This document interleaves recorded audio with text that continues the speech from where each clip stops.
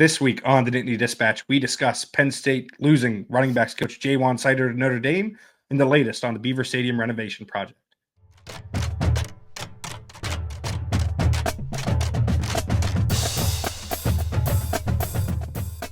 Hello and welcome to the Nittany Dispatch. I'm John Sauber, Penn State beat writer at Center Daily Times. She's Audrey Snyder doing the same at The Athletic.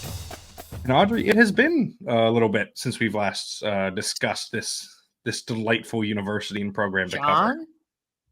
The Eagles won the Super Bowl. Come on, they sure did. There. Go Birds! They sure did, Audrey. Obviously, you and I have talked several times between now and when that happened and recording this, but I just wanted it on the record that we have documentation that I congratulated you on your Eagles winning the Super Bowl, which also obviously the Penn State ties was really great for Saquon Barkley.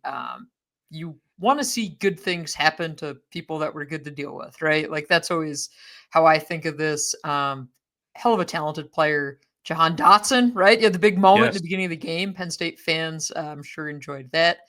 And Tyreek Castro-Fields was part of the roster as well, which I admittedly was on the practice squad. I did not know that until Penn State put the graphic out, and I was like, "Who is the third player that they're congratulating?" And then I'm looking, I was like, "Oh, good for him." This won't surprise anybody, but I, of course, did know that. Of course. But yes, it was an exhilarating Super Bowl for me. One that, despite it being, a blowout pretty much from the jump, that I did not stop stressing out about until the 2-minute warning in the second half. So, you know what? Nature of the beast. It's never fun.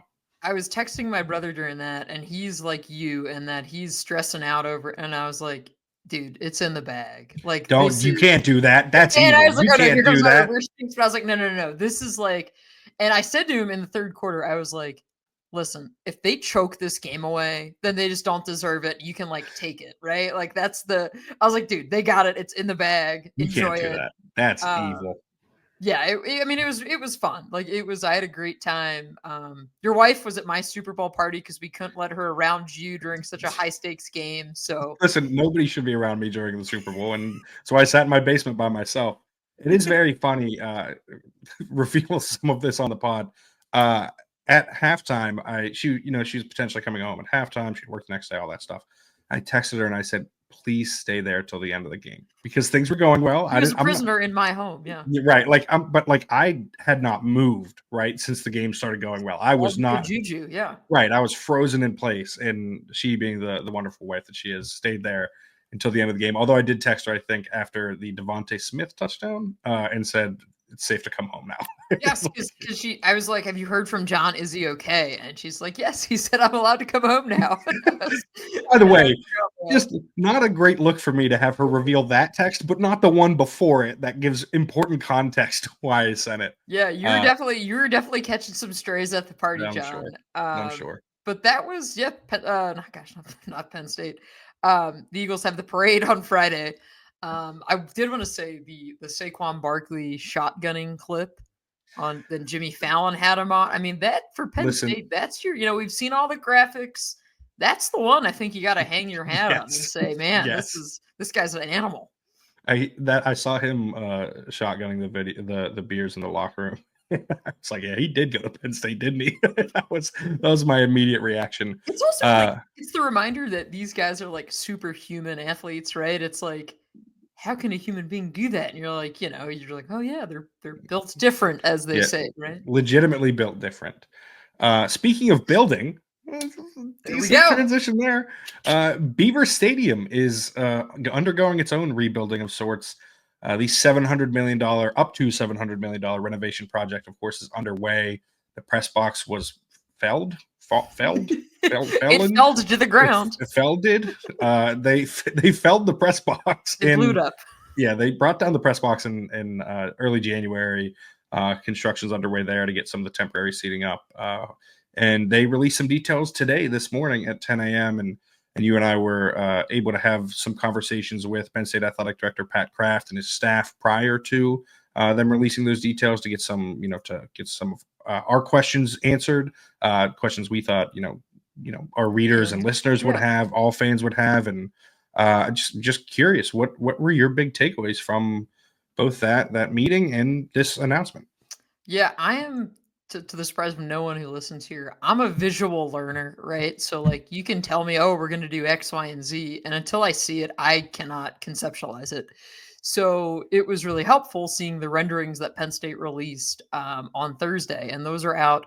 I've got a story up on The Athletic. John has one up on the Center Daily Times. Penn State Athletics put a release out because this was the first time we could actually see what the west side, the old press box side, what it's going to look like.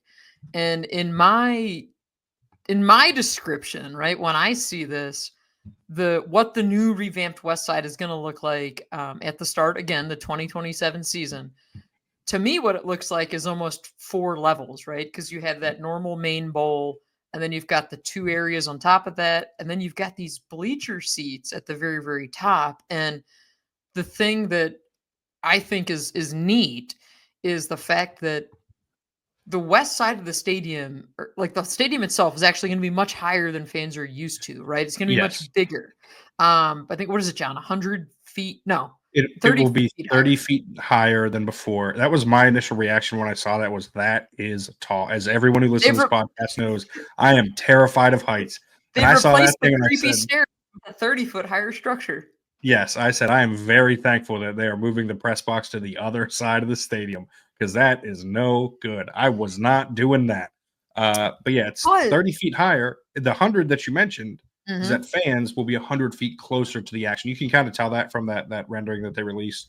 You can see the 4 levels, as you said, but you can see that it's just kind of closer. It's more vertical. It's steeper. So, of course, that will help getting fans closer, even though they're higher up.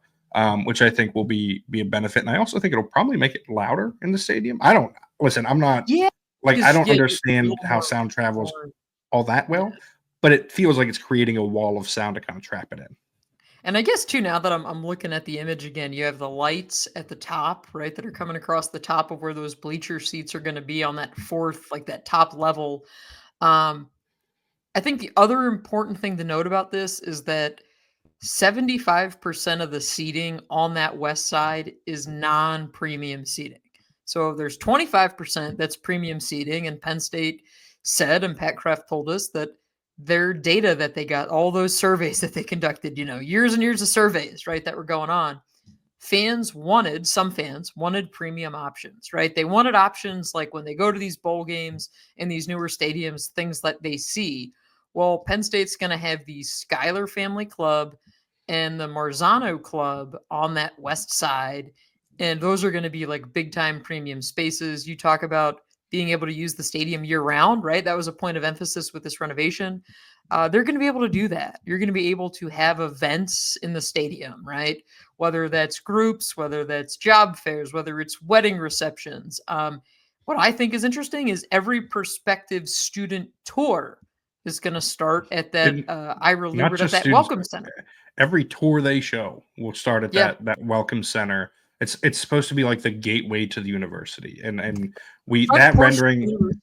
That rendering had been released for a while now. The old one, I don't know if it's if it'll look exactly like that, because these things change, and that was, I believe, last July that initially came out. But you get a general idea of what it's going to look like, what the entire the structure on the outside is going to look like. But yeah, you mentioned obviously 25% more premium seats, still a significant jump in premium seating, but that's something Penn State put an emphasis on, right? Like that is something that fans wanted, as you said. Like they, I think it was, the plurality, I think it's the word I'm looking for, said that they pay 15 to 30% more on their survey for to essentially have improvements and amenities and seating and everything. And there's 25% more leg space on when you're in like seating space, I should say, not leg space.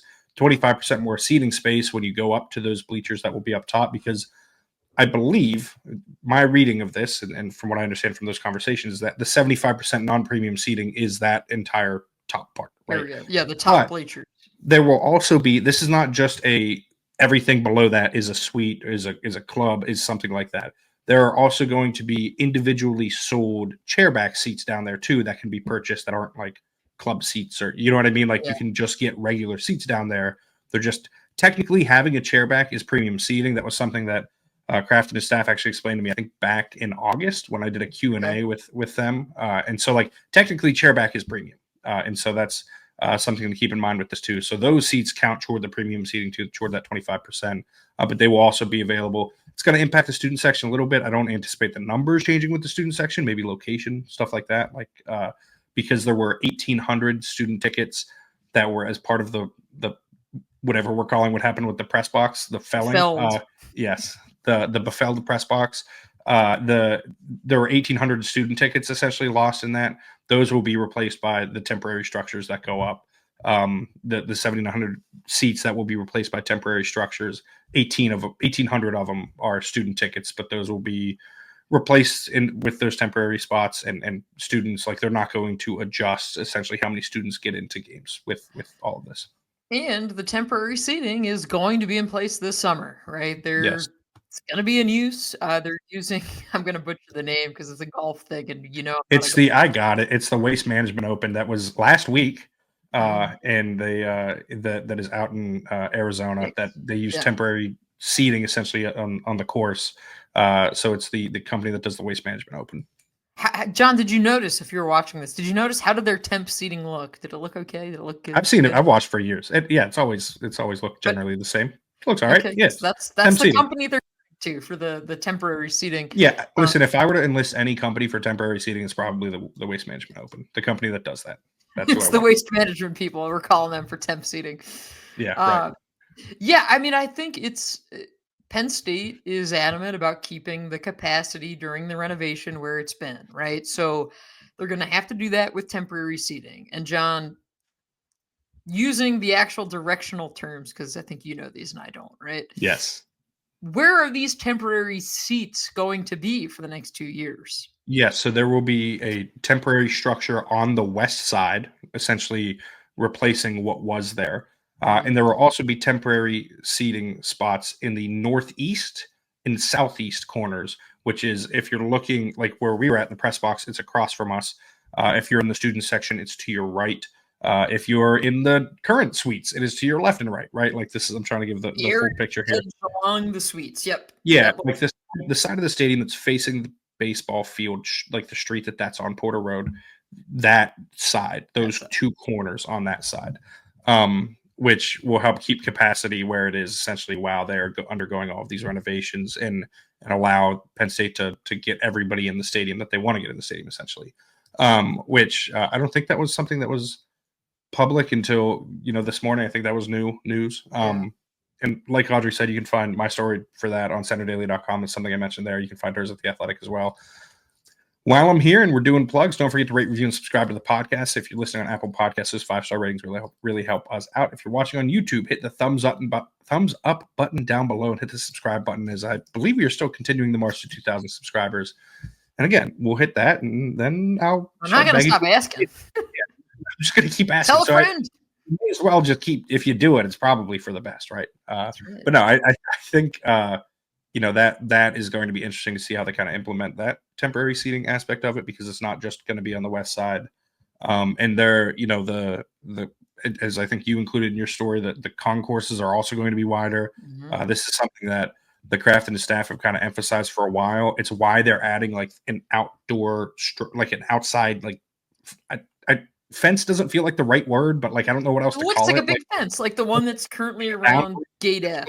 Yeah, right. Like what's around Gate F will probably be around the stadium, just to help with getting people in and out of the stadium, to kind of allow you to get into the area of the stadium, and then you can kind of move as you please, right? Like you don't necessarily have to go into the actual structure itself to be in, which I think will help with kind of that flow of things. And I mean, the whole footprint of the stadium is going to be a lot bigger because you have those widened concourses. I mean, even looking at the renderings, right? Like it shows like, hey, here's the new concourse. Well, I don't know. Maybe they're just giving it a glow up, but it looks like there's some really nice lighting in there. Like you can actually walk the concourse and like not feel like you're in a cave, I mean, it's going to be, again, this is a fascinating project and it's going to continue. Again, the deadline, all of this finalized is by the start of the 2027 season. Essentially August 2027. Yep. The goal is to make this a year-round venue, right? So at that point, Beaver Stadium would be allowed to host events like soccer, like hockey, like more concerts, right? Beer expos and all these other things. You're opening yourself up for more opportunities for revenue. And I And think it's that's important. important. And it's important to note too that not just open yourself up to, I would anticipate that Penn State would pursue Yeah. specifically things like soccer and hockey, and wouldn't be Yep. surprised at all if those things are at Beaver Stadium in the future at some point once these renovations are done. I mean, we've heard about a Winter Classic for decades, right? Right, and the soccer stuff, like, it's kind of when these English soccer clubs go on American tours, it's kind of a perfect venue as long as you can meet the needs of the soccer clubs, right? Like yeah, and get here. That's also part of it. Have they heard about our mini runway? I don't think finance are going to be an issue for these soccer clubs. I think they will probably somehow fly into Harrisburg and then also fly from Harrisburg into State College on even nicer jets. That is the way they're it not goes. Coming up the mountain. Yeah, I think they'll be all right. But yeah, those are the kind of events that I wouldn't be surprised if they pop up in the future.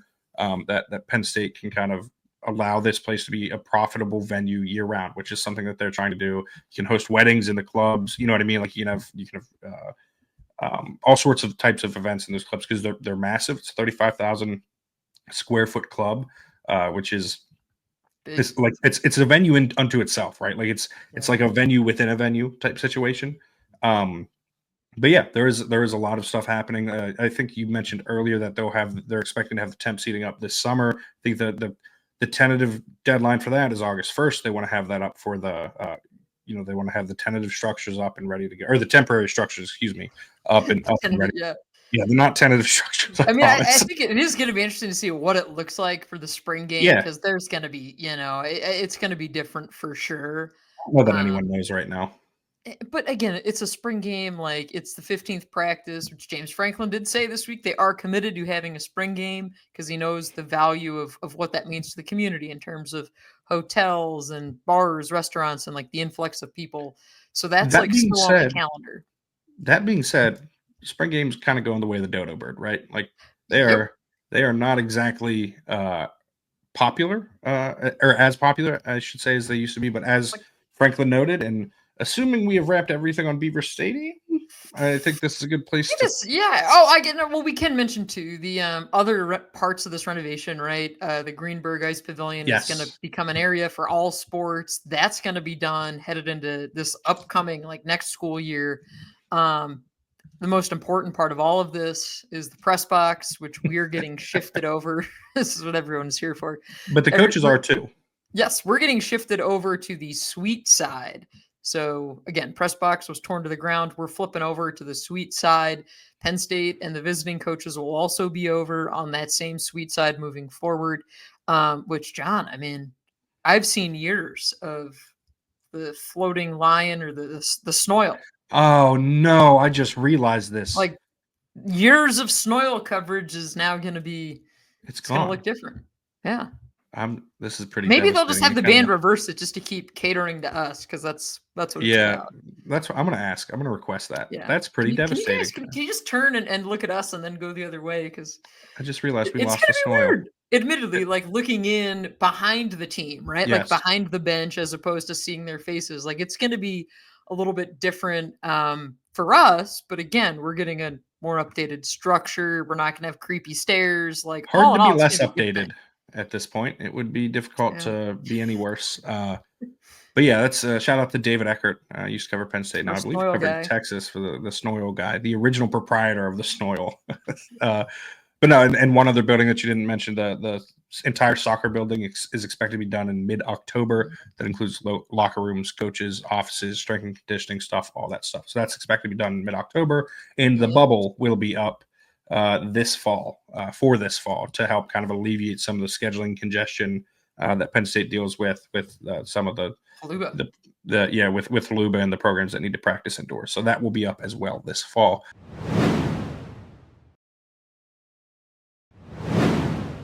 With that, all of that said, I think we can pivot to football. JaJuan Seider leaving Penn State to go to Notre Dame, and I think it was that the figure was kind of passed around on Twitter today. I saw that It was for 7 figures. I am under the impression that, yes, that Seider was offered at least $1 million by Notre I'm Dame. counting the figures. Yeah, that's $1 million. Yeah. I'm also under that impression. You know,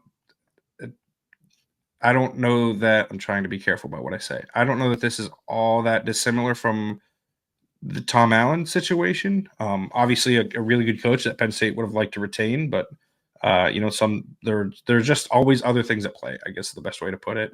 So Seider off to Notre Dame hasn't, as of Thursday at 5:30 p.m., has not formally been announced, I don't think, by Notre Dame, unless that's happened since we started recording, which is both interesting and not that surprising, because if Penn State football fans who are listening to this are also men's basketball fans, you'll remember that when Micah Shrewsbury and his staff left for Notre Dame, the assistants that went with him were not announced for a very long time. I believe it's a pretty, long hiring process there. So it's not the most surprising thing in the world that it's taking a little longer than I think maybe some would anticipate. But now Penn State has an opening on staff, and James Franklin has a running backs coach to hire. And I think on, January 5th, we would have assumed that this whole staff would be together next year and there wouldn't be any turnover. And now they're making their second hire in the last month. Yeah, and the timing piece of this one is the thing that James Franklin, sounded like he took some issue with, right? He sounded annoyed. I asked him about this, and I did not expect him to be this annoyed, but he was annoyed. Yeah. He, again, he said, wishes JaJuan the best, thanked him for 7 years here, all that kind of stuff, and what he did as a recruiter and developing these running backs, all that stuff. But the timing of it is rough, and I think you feel from the personal perspective, like, you feel bad for the running backs who were committed to coming back under the assumption, I'm sure, that JaJuan Seider was going to be their coach, right?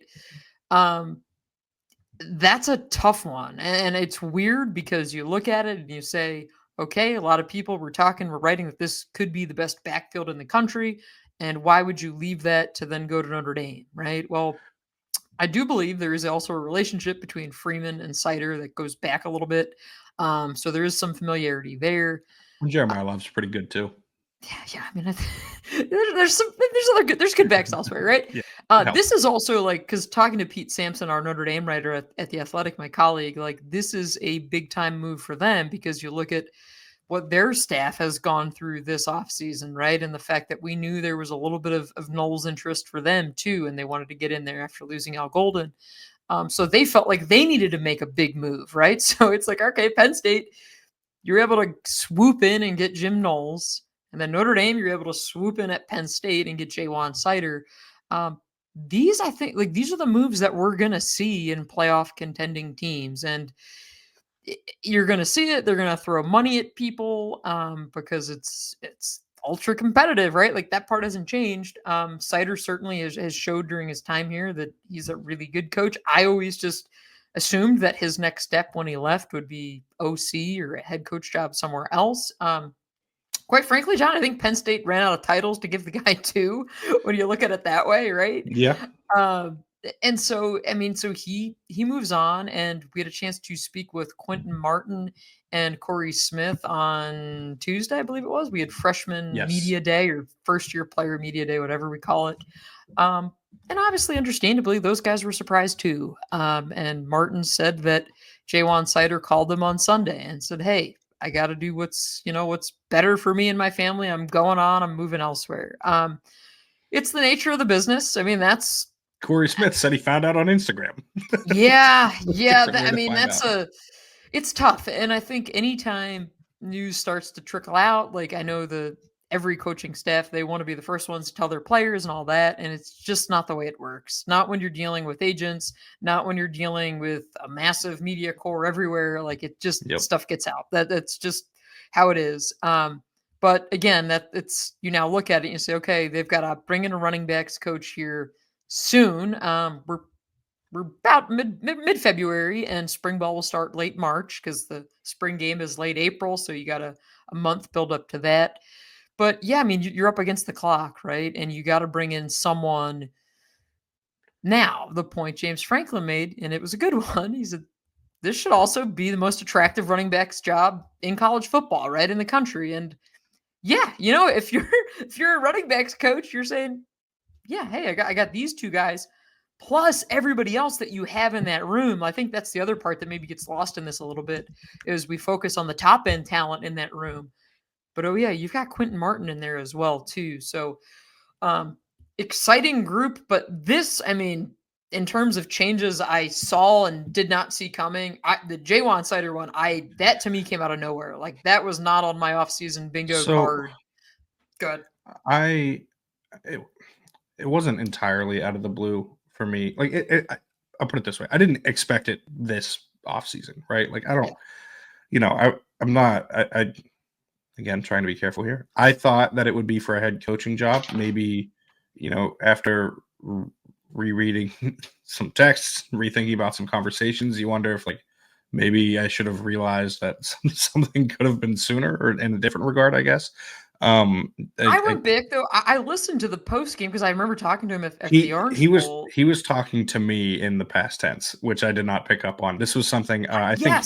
I didn't pick up on Blue that White either. Illustrated's Nate Bauer put this on their message board, which he's done an excellent job with these searches and stuff. But he pointed it out, and then he said that he had said it to him, and I went back, and him and I were talking about it, and I went back and listened to my audio, and it realized, yes, he was talking the past tense. I guess at the time I thought it might have been in reference to like Singleton or Allen, right? Like both of those guys could have moved on at the time, although I think the general thought at the time was that Singleton at least would be back. But I think it was one of those things where you go back and you listen to things, you read things that you talk to people about, and you're like, maybe I should have seen something coming, right? Like maybe there were some context clues here that you could have picked up on that would have indicated that this could have been a possibility. Yeah, no, because I went back, listened on Sunday, and I was like, I remember listening to it, and he was talking about how you're so close to getting over the hump, and that's what makes this year, frustrating the way it ended, and nothing stood out to me. And then I was talking with Mark Wogenrich at Tuesday at the press conference, and he said, yeah, he goes, did you go back and listen to it? I said, yeah, and he goes, wasn't it in the past tense? And I was like, I guess now that you bring it up, yeah. I was like, but I just, I think you. Which is funny because he had all these conversations individually, right? Like no one was there when I spoke to Seider. No one was there when Nate spoke to Seider. And all of these conversations, it was all past tense. And then you're just like, oh, like if I mean, I don't know. It's like the game just ended. You're talking about the season, and to me it's. Again, it's been an interesting offseason around here, admittedly. I mean, there's been a lot of stuff going on around here, but yeah, I mean, it's a big move for a lot of reasons, especially because it is one of the most talented and deepest position groups on your team. I mean, to me, it's like you look at it and you say, okay, well, you got to figure this out. You got to bring somebody in here. You got to do it quickly. And then you're hitting the ground running, and it's spring ball. And it's not just you have to bring them in quickly. It's you have to find a candidate, as James said on Tuesday in response to that question, that you have to find someone that is not kind of over the hill and kind of on the decline in their career, and someone who's not necessarily right before the upswing, right? You want to find someone who's kind of peaking in their career because they need the immediate return on investment. That's how he phrased it. He called it return on investment. And they need someone that's going to come in and help Katron Allen and Nick Singleton. It's going to help Cam Wallace and Quentin Martin and Corey Smith and like all of those guys get better. And Tyke Hayes and the Jabri Wallace-Coleman, like the 7-person running back room that they have next year. They have to find someone that is going to help all those guys and put them in position to succeed right away. And I think that's going to be interesting to watch play out. There are obviously names that are floating around. I'm sure people have seen the Stan Drayton connection made by Football Scoop. That wouldn't be an overly surprising outcome to me, although I don't believe that it's done. I haven't checked on such a thing in a couple hours, admittedly, but I don't believe anything is done there and could still go in a different direction. But there are going to be a lot of candidates for a very good job. And I wouldn't be surprised if Penn State kind of has its sort of pick of things. Even though I'm trying to think how to phrase this too, some candidates might use Penn State being open to its advantage, right? To their advantage, right? Like that, we see that all the time. Leverage play, is that what you're saying, John? Yeah, we've seen those before. Yeah. But yeah, that wouldn't be surprising either. Yeah, I mean, and James Franklin said, he's like, something's got to be done again with the calendar, with the timing, and you've got, NFL jobs changing right now too, and the trickle down effect that has.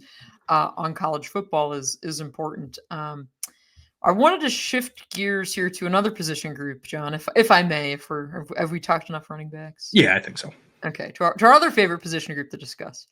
I asked James Franklin, now that you've had about a month to kind of assess the receiving corps. The season ended, and what kind of job does he think Marcus Hagans did in that group? Because obviously, again, they brought in 2 guys from the transfer portal this winter who are here on campus.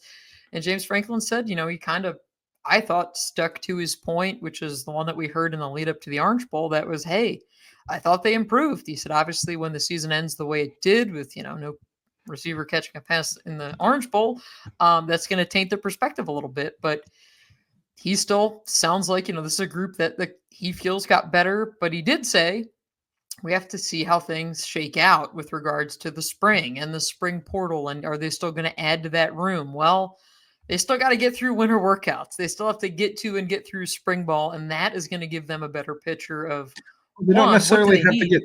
They don't have to get through spring ball because the portal opens dead in the middle of spring ball on April 15th and closes on the 29th. And James clearly thrilled that this is the case.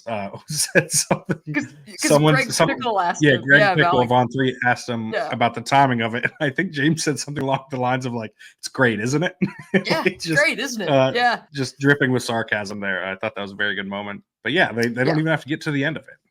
Yeah, and that's going to be because remember it was last year where Keandre Lambert-Smith wasn't at the spring game, and we're all like, well, we could see that. Hey, we're at spring ball practice number 7, and a portion of the roster is missing because the portal opened.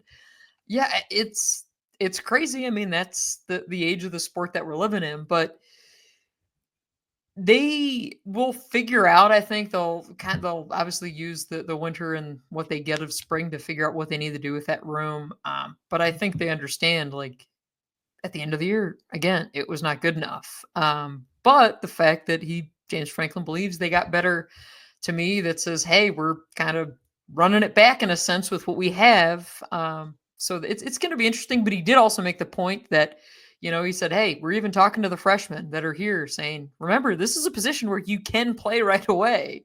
If whoever can help them, they're going to trot those guys out there. We had a chance to talk with Tasir Denmark at the first-year player media availability. I also spoke with him ahead of the Fiesta Bowl. I think that's certainly, he's going to be a name to know this spring for sure. He's going to be a guy who's going to garner a lot of attention this spring, this preseason, when you look in terms of guys who can help this roster.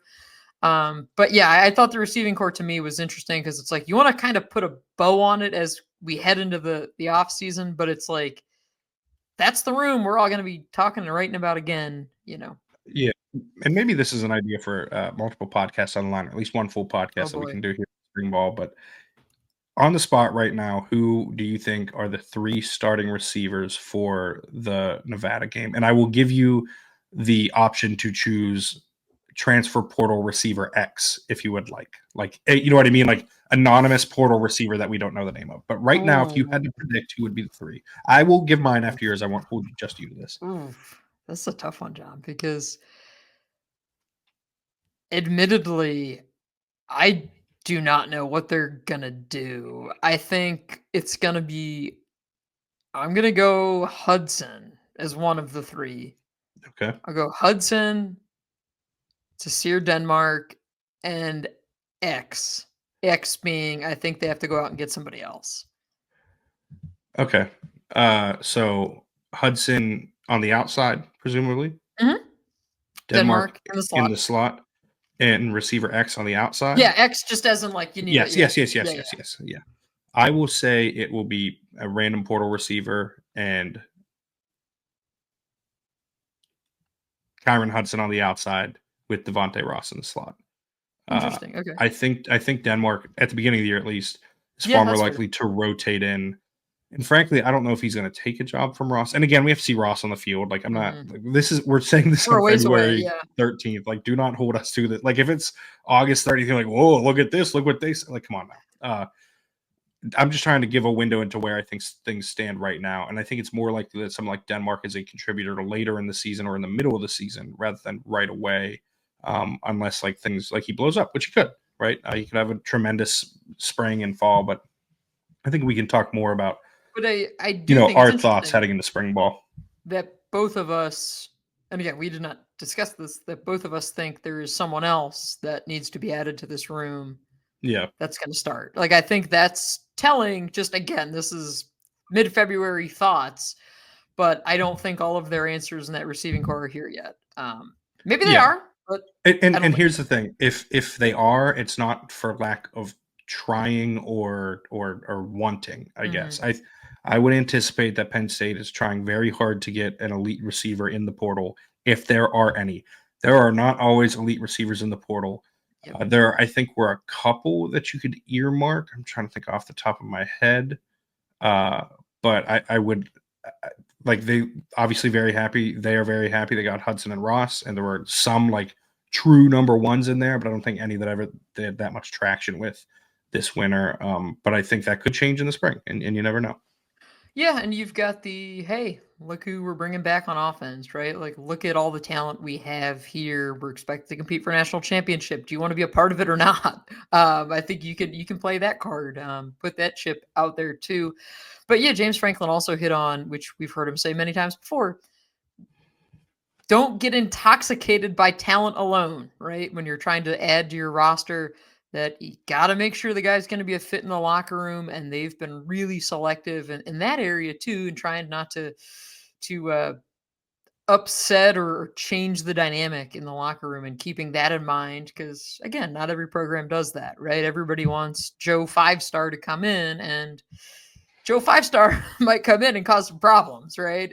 And might kind of mess with the locker room dynamic there, which is important. So that's going to be a big, again, a big storyline once again for the off season. Was there anything else, John, that stuck out to you from James Franklin? I mean, we talked to Jim Knowles the week prior to that.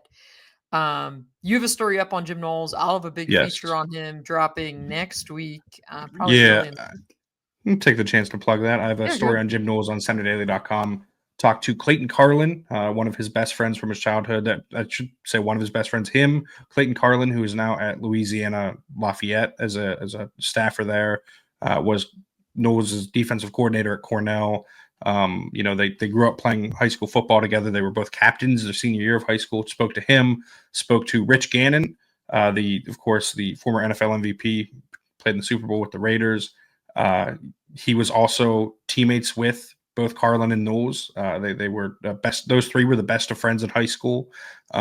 Both spoke very highly of Knowles, but I think it gives good insight into who Knowles is as a person, how he kind of got here, what matters to him, why he's so good. And I talked to all three of their high school coach, Jack Branca, who was at St. Joe's Prep back when they played there, and again spoke very highly of Knowles. And this has been a commonality. Everyone I talked to about Knowles loves him. Right? He's a very intelligent guy. I believe he was a valedictorian at Prep when he was in high school, which is not surprising. Goes to Cornell, excels there. Ends up being the head coach at Cornell. And from talking to people that know him, I don't know that he's going to be at Penn State forever. I'm not going to say that because I think a lot of people said the same things. I think including me about Tom Allen last year. And 1 year. And so never say never, but I think Knowles will probably be a defensive coordinator for a while. I think he really, really loves being a defensive coordinator. Don't know if that'll be at Penn State for more than 2 years, more than 4 years, whatever. Like, I'm not putting a timeline on that by any means. It's 59, John. So the clock's ticking. How many years is he going to be here? Listen, I'm now 30. Contract. I'm now 30, so I get it now. It's fully understand. You're an old guy now. Yeah, I think Knowles. I think Knowles will end up calling defenses for a long time still, as long as he wants to. And I wouldn't be surprised if Penn State has. I'm not saying he'll be here forever, but usually anticipate assistants and those coaches being around for 2 years, or at least coordinators being around for 2 years. And I think I would probably expect Knowles to be here for at least the first 2 years of his contract. I think that's a.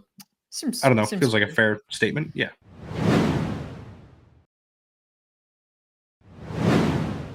Yeah, Yeah, and that's kind of been, I mean, you look at the last few years, right? Like I spoke to people who were with him at Western Michigan, and I spoke with David Cutcliffe, and I think you talked to Cut as well, I think, when they were Yes, I did together. talk to David Cutcliffe. Yep. Yes. Who told me And some very funny stories about Jim Knowles that I really enjoyed that are in the it story. was absolute delight. Like I very Yes. much enjoyed my call with David Cutcliffe as well. I talked to Mike Gundy for my story. So we've got that in there and kind of what attracted him to Jim Knowles and what's it like working with this guy, game planning with this guy. Called him a brainiac. Which again is kind of the other piece to this of like, he's Ivy League guy, Cornell guy. And there's some good anecdotes in both of our stories, I think, about just who Jim Knowles the person is and what it's like to play for him and to be around him. Because to me, like those are the dynamics that are interesting. It's how does this guy coming off a national championship come in here and right away, like you've got instant credibility because you just won a national championship, but now you've got to relate to this roster that you stepped into, and you got to find ways to get these guys to play for you. And somebody told me they're like, he's not a rah-rah guy. Like that is not No, Jim Knowles at all. but But he is intense. Like, and he yes. coaches hard. Mm-hmm. And I think Coaches that's a hard, massive but part of this. knows the buttons to push, which I think is going to be interesting to see how that Yeah, kind of I comes out. I think for as smart as he is, and you mentioned him being called a brainiac, Cliff called him a mad scientist to me. Mm-hmm. Carlin said he was Mm-hmm. super intelligent. He's like just as emotionally intelligent as he is, as intellect, right? Like he understands people.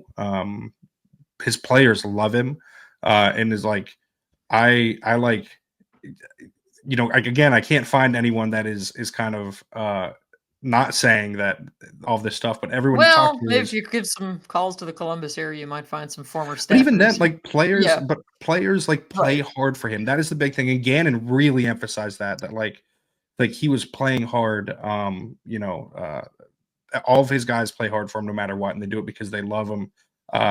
He said because they love Jimmy, and he kept. It's very funny to me when I mean, they're yeah. lifelong friends, so that he's always been Jimmy to him, which is it's just fun to hear. But yeah, like players play hard for him. They do whatever they can for him, and that's how you guys get guys to buy into a scheme and understand a scheme and be fully, and embracing that scheme and what you want them to accomplish, and that's how you can say and do the kind of things that you need to when you need to, right? You don't have to pull punches with guys because they trust you, and they know you want to help them. And I think that's a massive part of what Noah's about. And I've seen people comment on like even his intro presser, like that he's not like this fiery guy. He's not giving the.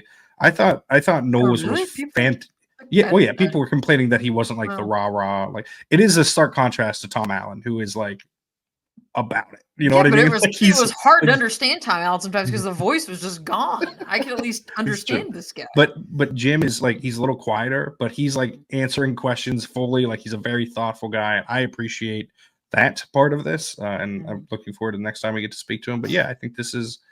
I mean, listen, we praised the hire by James when he made it, and I think everything I've learned speaking to people that know Jim Knowles, there's only more positives have come out of it basically since then.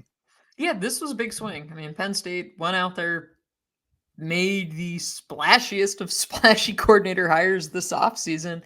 And it's again, it adds to the storylines and the excitement for next season, no doubt about it. James Franklin even said that people are, he understands people are excited about this. I do think, and this is going to be like the other talking part that I know we're going to have a lot of time to get into here as the offseason unfolds, but Jim Knowles said, that they're going to mesh the defenses and they're going to blend some of what Penn State has done well here over time, and he's going to mesh it with what's worked for them. And he called it, like this is going to be a painstaking process because it's, this is kind of your baby, right? Your defense, and you've got to figure out, well, what are we going to call things? What are we going to do it? How can I make it easier on the players? And that's going to be a massive undertaking as they kind of get rolling here through this off season. But James Franklin did say that Penn State, they haven't started their winter workouts yet. That'll be coming up.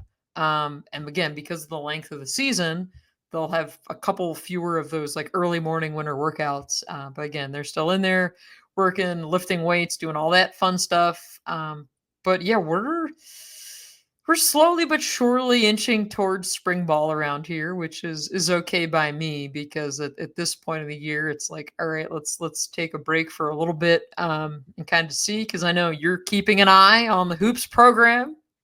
I've been keeping an eye a little bit on wrestling. Yeah, this men's basketball program, and maybe we can get into that a little bit if you want to. May as well. I mean, people have asked. I think everyone's curious. The men's basketball program is a bit of a tire fire right now. Have won one game, I believe, since the turn of the new year. It just kind of, maybe two. I can't remember. It's been a while since they've won a game in general. I showed up to one and they lost. Yeah, that's true. At Rec Hall, they beat Rutgers in the middle of January, and you kind of think, okay, maybe they turn it around, and like the schedule gets a lot easier. And they lose to Minnesota, and it's kind of all bets are off. And they get blown out in their Los Angeles trip. They play Washington Saturday in the Thon game. Not a ton of reason to believe they can win that game, despite Washington being, other than Penn State, the worst team in the Big Ten. It's bad. You got your best player retweeting things, calling out fans for things. Yeah, it's just kind of messy. So Mike Rhodes said today that they'll handle that internally when I asked him about it. But yeah, it's surprising. I think I called him on this podcast, an NCAA tournament team back in December, and I think everyone thought that. And I think everyone around the program, everyone within the program, everyone who covers the program is floored that this happened, because this went from you lose a game or two to, hey, you haven't won in a month. Like, what happened? And I don't know that, like, Rhodes pointed to the turnovers, and I asked him today, like, can you point to like what, like a moment when this went from, you had a couple fluky losses to, like this is a thing now. Yeah. And he couldn't point to a specific moment, but he did say that the close losses late kind of really took their toll. Like that's what kind of messed with the psyche of the program. And like, it's not great. They have a very talented freshman class coming in next year. They could be better. They're going to have to hit the portal hard. But yeah, it's bad. It looks like a program it looks like a team that isn't playing together. Isn't like, once one thing goes bad, it all goes bad, and the whole game's ruined. John, it's crazy. Did not anticipate this. Do they make the tournament? The Big Ten tournament. No, that is. I don't think they're going to make the Big Ten tournament at this point. Which, if you'd have told me that in December, that they were not going to make the Big Ten tournament, was like, did the entire team get hurt? Like what? Like yes, they've dealt with injuries, and Rhodes was leaning on that a little bit today. I don't think that's kind of a valid excuse for why this has gone this poorly. They have to have better depth, frankly, from a roster construction standpoint, but also like their best players need to play better, and that's been a massive part of the problem. Them missing the Big Ten tournament is like a catastrophic failure this season, especially when it was supposed to be so much more. They really did and do have a tournament roster. Nobody's sweating with them, John. Nobody's sweating right now. Well, I think there's some sweating. I just don't think it's going to be the fans with them. I think it's a pretty jarring end to the season. I think and listen, I know that people will say same old Penn State basketball. They're going to go back to not paying and investing in the program. I firmly believe, and I think you'd probably agree with this, that as long as Pat Kraft is the athletic director, they're going to try to be competitive in every sport that they can. And that includes Penn State men's basketball. I don't think that they are suddenly going to, take the revenue generator and push it to the side, right? I think they are going to be fully invested. Yeah, you can't just say, hey, yeah, we're willing to suck in this sport because football's doing well, right? Right. It doesn't, you can't. I mean, I always look at programs that have figured it out, right? In both sports, right? We've seen it with Michigan. We've seen it at Alabama, right? And again, it goes back to the age-old question of why can't Penn State ever have a good basketball team? Well, then they do, and they make the tournament, and then, you can't sustain it, right? Micah Shrewsbury leaving could be one of those pivot points when we look back and say, what would have happened had he stayed? I think it's a positive pivot point. I don't think a lot of people see this, or maybe they're not in the weeds enough, which fully reasonable and understandable and healthy, frankly, to not be this in the weeds with Penn State men's basketball. But that was the point when the investment in the program became real, not just from the athletic department, from an NIL perspective. NIL right now with Penn State men's basketball is not a problem. Can it improve? Of course, it can always improve, but it is not a problem. It is not hindering the program, right? It is. Now, the team is not performing to if you were to rank NIL funding side by side with the standings, the team would be below the NIL funding right now. Like they should be more competitive than this based on what kind of the investment in the roster, if you will. So wins above dollar. Yeah, right. Well, wins below dollars in this case. Yeah. But yeah, I think like it's I think that's a turning point for the positive. And I said this before. I think Micah Shrewsbury is a great head coach, and they have a really good 2026.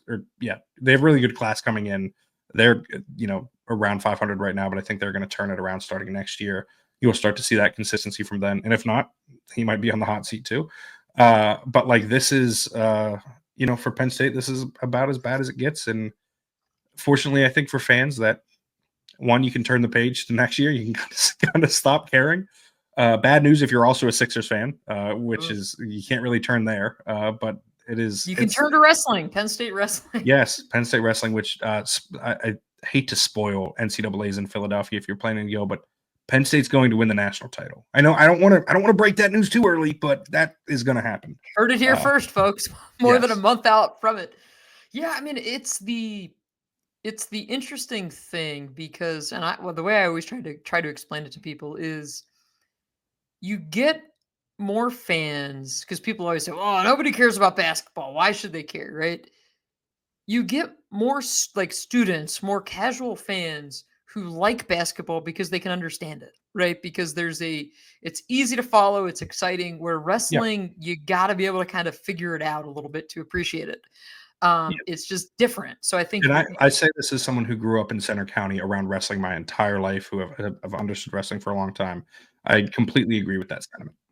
It's just different to watch. And, it's when they put on the big production in the BJC, it's incredible. And we've seen them do that twice this year for wrestling, and you get all the fans in there, and it is a rabid fan base for wrestling. But there's always that other side of, hey, if Penn State could ever figure out and sustain this basketball program, how nice would it be, John, to say, hey, it's mid-February, but there's something fun around here for people to go and do in the dead of winter and go catch a good competitive basketball game. And they just cannot figure it out. And then they do figure it out, and then Shrewsbury gets out of town. But yeah, that's you got a lot going on here. And I wrote a story this week up on The Athletic, filed under random things, but a story with my colleague Grace Rayner about Bill Belichick, right? This is one of the big stories of college football right now, is how in the world is Bill getting along with recruits? What's he doing? Grace and I, gosh, we had a spreadsheet going, and we reached out to 50 plus people, just sending out cursory, hey, can we talk to you? We saw Bill was at your school, whatever, or the guy's showing up in blazers, right? Like sport coat, ties, full suit. Wild. But the thing I can't get, John, and I don't understand this. I mean, we always heard about the sweatsuits in the NFL, right? And the whole, the hoodies and all that. The man, if he's not in a suit, like we've seen photos where he went to one school in Massachusetts, showed up in the morning, he's in winter coat, sweatpants, sneakers with no shoelaces. And they're out slip-ons, just no shoelaces. I left after writing that story. I had more questions, I think, than I got answers to. Of what is going on here? But I would start chasing him down because there's about a year left of this experiment. It's fascinating. Again, that's up on The Athletic. Just one of those stories where I was like, I need to step away from Penn State for a hot second and write about something else for a week. But yeah, I'll take a little bit of time off here. I'll work next week, then I'll be off for a couple weeks. I'll be sitting on a beach having a good time. So hopefully there's no big Penn State news while I'm away. But then we'll come back, John, and spring ball will be here before we know it, and we'll keep deciphering this receiving core and all that fun stuff. Yeah, and we'll preview all that. Maybe, I don't know, we'll figure out some stuff, and we will be here to talk to you about it. We will keep it as light as we can, as it is the off season. And if you have stuff that you want us to talk about, hit us up, ask us questions. You can email Audrey at asnyder@theathletic.com. You can email me at jsaubercenterdaily.com. You can also comment on this podcast down below. One of my worst qualities is that I will read that comment. You can reach out to us on social media. We are very easy to find. You can find Audrey on Twitter at @OddSnyder4. You can find her on Blue Sky if you search Audrey Snyder. You can find all of her writing over at theathletic.com. Download the Athletic app too while you're at it. You can find all of my writing over at centerdaily.com. We have an app as well that you can download. You can find me on Twitter at Jon Sauber, JonSauber. You can find me on Blue Sky if you search Jon Sauber. Again, no H in that one either. But I think this is a good place to leave it, right? We've covered a lot of ground. It is the middle of February, and we have spoken for almost an hour. We will be back at some point. Audrey will enjoy her vacation. I will continue to wait for the weather to get nicer so I can go golfing. But until then, thank you for tuning in. Have a great day.